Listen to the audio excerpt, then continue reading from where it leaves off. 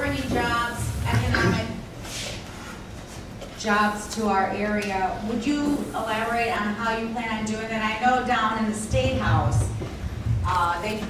they always give tax incentives and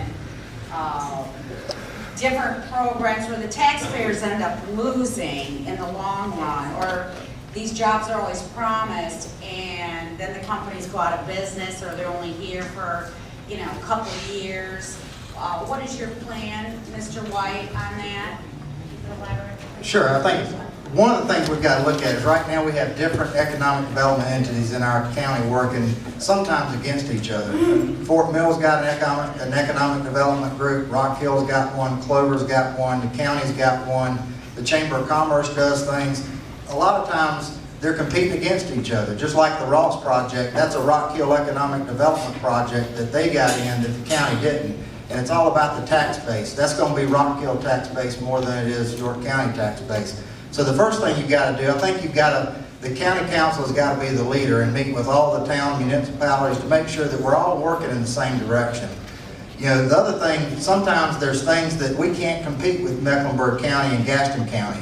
Because of the state line issue, there are incentives that their government will do that either we can't do or we can't offer. You know, one of them is 6% tax on businesses. You know, the state Senate's looking at that right now. You know, being a school board member kind of scares me to death. If you decrease that from 6 to 5, what does that do to school tax? But at the end of the day, you know, I think when you reduce tax on businesses, if you lure more businesses in here, you can increase the tax base. You know, it's all about everybody working together. I'll be the first to admit I'm not an expert on economic developments, but for a long time I've made a living out of not being the expert, but trying to get people together and have a little bit of leadership so that the people that are experts can do the right thing. Thank you. Mr. Kerwood, would you like to respond to that?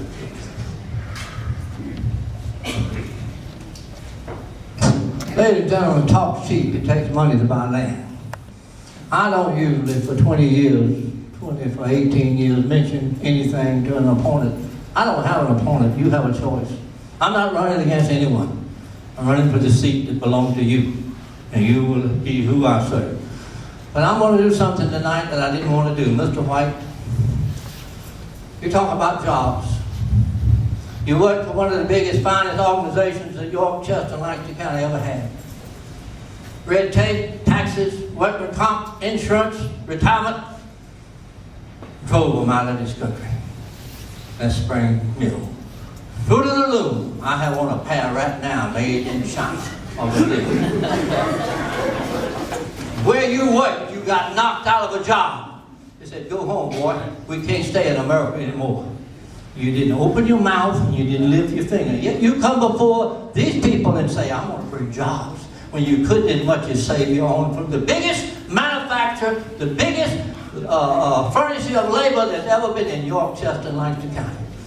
They're over yonder in those countries running night and day because we drove them out of here. Not only those Spring, but we drove 3,860 more plants out of America by being greedy to business. Business friendly, you say? That sounds like business friendliness. And all of a sudden, back to Mr. White on the school board, he voted to let the same government that took our jobs build your last 2 schools up here. The Chinese government built the school. Thank you, Mr. Kerwood. You can respond to that, Mr. White.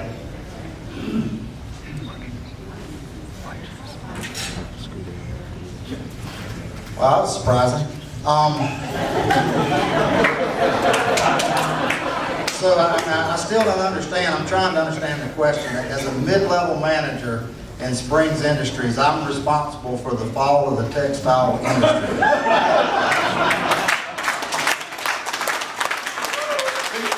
told the folks I could get things done. You know, it's a little offensive to me, Mr. Chappell. I worked for 23 years, and there's other people in this audience tonight that work for Springs Industries, and we worked our rear ends off to try to keep that company afloat. And I'm very proud of the fact that Springs Industries is one of the last textile companies, and in fact, Springs Industries is still viable and still working today. And to sit there and act like that I had a part in the textile industry's failure, I don't understand that. The other thing that you threw out was that we let the Chinese government build the last 2 schools. First of all, that's not true. The last 2 schools have been built by local contractors. The contractor that you're referring to and someone dug up for you was China Construction Company of America.